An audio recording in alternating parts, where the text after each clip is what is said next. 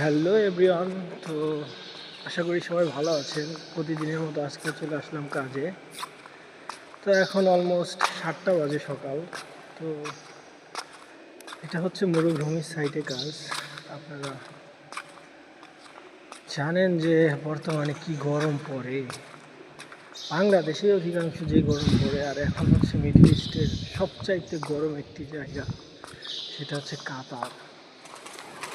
একবারে মরুভূমির মধ্যে একটা মাজরার মতো একটা জায়গা। এখানে হচ্ছে আপনার পুরাতন যে গাড়িগুলো আছে সেগুলোর জন্য পার্কিং বানাচ্ছি, মানে রঙের কাজ করতেছি আমরা, বলছেন। এখানে হচ্ছে এই দেশের যে সরকার, সে হচ্ছে এখানে গাড়ি রাখবে, পুরাতন যত গাড়ি আছে তার স্মৃতি হিসেবে রেখে দেবে আর কি, এরকম কিছু।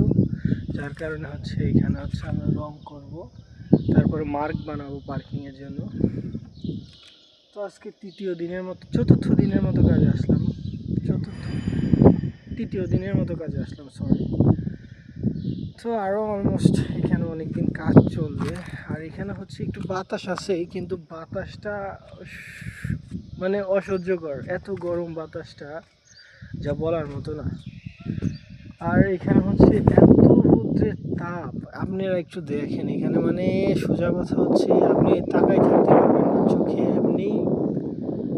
চোখে লাইট ধরলে যেরকম অসহ্য লাগে, এরকম লাগে এই রৌদ্রটা, প্রচুর তাপ।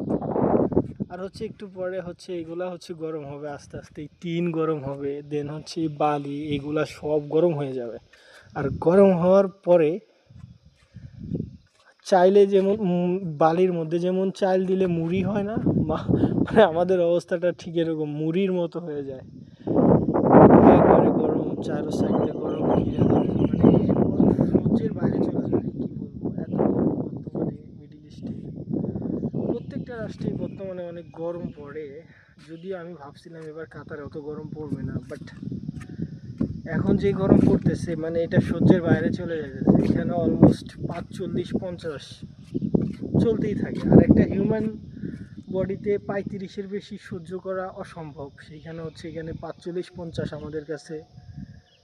35 মনে করি আমরা ঠান্ডা, উইন্টার ওয়েদার।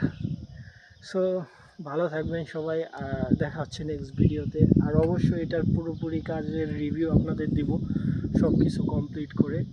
ধন্যবাদ, টাটা।